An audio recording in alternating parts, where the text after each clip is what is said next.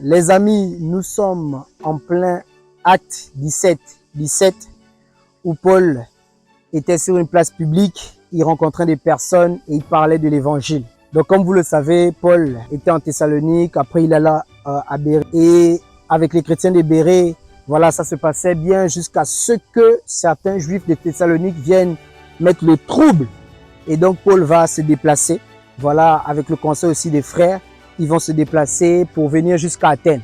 Donc là, nous sommes à Athènes, nous sommes au niveau de la place publique où les choses se passaient. C'est-à-dire, ici, c'est l'Agora, où il y avait des discussions de la science, des discussions au niveau des idoles, de Dieu, où il y avait des scientifiques, où voilà, les Grecs venaient chercher leur sagesse. Vous voyez un peu.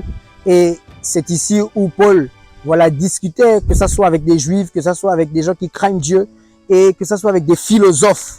Et dans la Bible, dans Acte 17, à partir du verset 17, nous dit que Paul va rencontrer deux philosophes. Et donc, un épicurien et un stoïcien. Donc, les épicuriens, tout ça, en fait, c'était la recherche du bonheur.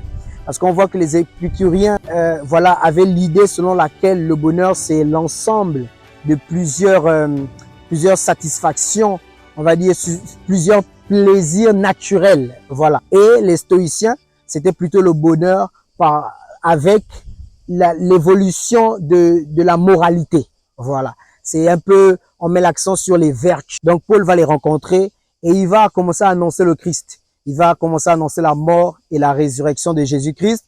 Et ils vont dire, mais il prêche un Dieu étranger. Vous savez, et quand Paul arrivait à Athènes, il faut déjà comprendre qu'il était scandalisé par rapport au Dieu qu'il voyait de partout, c'est-à-dire les idoles qu'il voyait.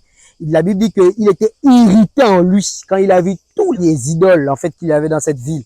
Et je vous assure, c'est vraiment ce culte ici, pour ceux qui sont déjà venus, des statues de partout. Même quand on te vend quelque chose, c'est un dieu, c'est une statue de ceci, c'est une statue de cela. Donc Paul était irrité dedans de lui, en fait, lui qui avait connu le véritable Dieu. Vous voyez un peu. Et c'est comme ça que ces juifs, ces philosophes-là, vont lui dire qu'il est en train de parler d'un Dieu étranger. Et Paul avait déjà lu quelque part, voilà, qu'ils avaient même un culte pour un Dieu inconnu, un Dieu qu'ils ne connaissent pas. Et c'est ce que ils vont demander à Paul d'aller expliquer tout cela à l'Aréopage. Donc, juste en haut là-bas, il doit aller expliquer tout cela dans un conseil des anciens. Vous voyez un peu, et Paul va leur expliquer le véritable Dieu. Il va commencer à leur prêcher l'évangile et leur dire clairement que le Dieu n'habite pas dans des temples faits de mains d'hommes. Voyez un peu, il va commencer à leur expliquer l'évangile et leur dire que Dieu arrive juger. Voilà, que Dieu ne tient pas compte des temps d'ignorance. Voilà, Dieu viendra juger son peuple à un moment donné. Donc, voilà un peu où nous sommes. Vous pouvez visualiser au travers de la vidéo.